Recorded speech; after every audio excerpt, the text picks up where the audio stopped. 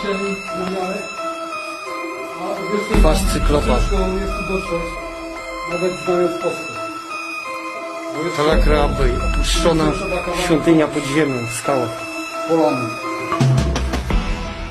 अस्सलामु अलैकुम व रहमतुल्लाहि व बरकातहू। मेरे एक दोस्त ने मुझे ये वीडियो सेंड किया था जिसके अंदर एक पत्थर पर एक स्ट्रक्चर दिखाया जा रहा है जो किसी केव के अंदर बनाया गया है। इसके बारे में टाइटल ये था कि ये एंटी क्राइस्ट यानी दज्जाल का मंदिर है या था, आई डोंट नो। आज की वीडियो में हम इसी के बारे में जानेंगे, लेकिन पहले आप लोग वीडियो को लाइक जरूर से करते हैं, इससे मुझे मोटिवेशन मिलती है और ये भी पता चलता है कि कितने लोगों को मेरी वीडियो पसंद आ रही है और कितने लोगों को नहीं, और मुझे किन टॉपिक्स पर ज्यादा काम करना चाहिए। सो जो वीडियो अभी वायरल हो रही है उसके अंदर हम एक पत्थर को देखते हैं जिसको इंसानी शक्ल में बनाया गया है। वैसे इंसान तो नहीं कहना चाहिए, लेकिन ये एक राक्षस की तरह दिखाई पड़ता है जिसकी एक आंख उसके माथे पर है। वीडियो को बताया जा रहा था कि ये मुस्लिम कंट्री से है, कई लोग फलस्तीन की भी बता रहे थे, कई लोग तुर्की की भी, लेकिन रियलिटी ये नहीं है। असल में ये कोई दज्जाल का स्ट्रक्चर नहीं बनाया गया, बल्कि ये वीडियो रसिया का बताया जा रहा था, वो भी झूठ ही निकला।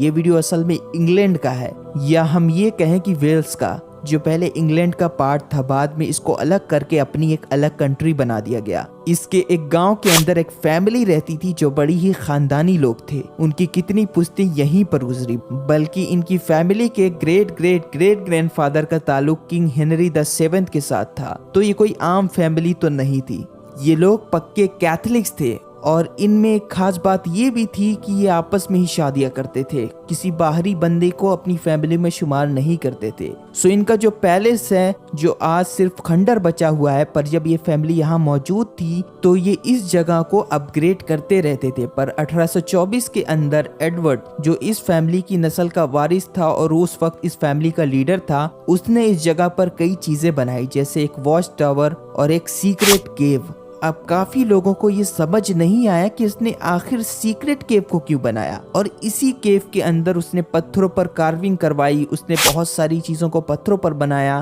कुछ बहुत सी अजीब, बहुत क्रीपी थे, जैसे एक इंसान जिसकी जानवर जैसे कान है, कुछ तो ऐसे थे कि उसमें खुद कैथलिक क्रिश्चियनिटी की तौहीन थी। और उसी जगह पर ये एक आंख वाला साइक्लॉप्स भी मौजूद था। साइक्लॉप्स का जिक्र ग्रीक मैथोलॉजी के अंदर मिलता है, जो ग्रीक देवताओं के बेटे थे और उनकी शक्लें ऐसी ही थी। पर एक कैथलिक क्रिश्चियन का ग्रीक मैथोलॉजी से क्या लेना देना? तो सवाल यही उठता है ना। कई लोग ये मानते हैं कि वो दुनिया की नजर में खुद को कैथलिक दिखाते थे, लेकिन अंदर वो किसी दूसरी टीचिंग को फॉलो करते थे। कई बार इनकी फैमिली वालों ने विच क्राफ्टिंग में पकड़े जाने वाले लोगों का डिफेंस भी किया। जैसे 1655 के अंदर डॉर्थी नामी एक औरत को विच क्राफ्ट के लिए पकड़ा गया, और उस वक्त एडवर्ड के ग्रेट ग्रेट ग्रेट ग्रैंडफादर की गवाही की वजह से उस औरत को छोड़ दिया गया, क्योंकि इसके ग्रैंडफादर इन सब चीजों पर बिलीव नहीं रखते थे, बल्कि पूरी फैमिली ही साइंस पर बिलीव रखती थी।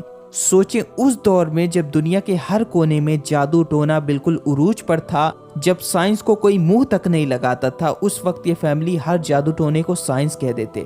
जैसे 1676 में एक कारखाने के अंदर अचानक सी विस्फोट हो गया, तो जितने भी वर्कर्स थे उन्होंने ये क्लेम किया कि ये ऐसे ही नहीं हो गया, बल्कि किसी सुपर नेचुरल पावर की वजह से ऐसा हुआ। पर एडवर्ड के ग्रेट ग्रेट ग्रैंडफादर रॉजर ने इस चीज का इनकार किया और उसने ये कहा कि मैं इसका रेशनल एक्सप्लेनेशन ढूंढूंगा। हालांकि कुछ मिला नहीं, और उसने बिना प्रूफ किए ये कहा कि ये कोई जादू की वजह से नहीं हुआ, और मजदूरों को डांटकर उनको वापस से काम पर लगा दिया। इसी तरह जादू टोने के कई दावे तब किए गए जब मवेशियों का एक गिरोह जहरीली घास के चपेट में आकर मारा गया, लेकिन इन्हीं फैमिली के रिचर्ड ने ये चीज खारिज कर दिया। उन्होंने ऐलान किया कि ये बिल्कुल भी जादू टोना नहीं था, बल्कि एक गुजरते उल्का पिंड यानी मेटेरॉइड का काम था। अब ये बहुत अजीब है कि उस दौर में जब लोगों की सोच बहुत अंधविश्वासी हुआ करती थी, वहीं ये फैमिली बार बार इसका इनकार करके साइंस का सहारा लेती। अगर ये इतने ही महान लोग थे तो इन्होंने बाद में चल के ऐसी सीक्रेट केव क्यों बनाई? और मुझे तो इस केव के अंदर कोई साइंस का प्रोजेक्ट नहीं दिखा, बल्कि ओकल चीजें ही दिखी। ये जाहिर सी बात है कि अपना कांड छुपाने के लिए साइंस का सहारा लेते थे, ताकि आगे चल के इन पर कोई शक न करे। हालांकि ये खुद भी सुपर नेचुरल चीजों पर बिलीव करते थे। यही रॉजर ने जब ये 60 साल की एज पर था, बीमार की हालत में था, तो इसने आसमानों पर एक कॉमेट देखा और अपने बेटे के लिए लिखा कि खुदा ने उसे एक अपशगुन चीज दिखाई है।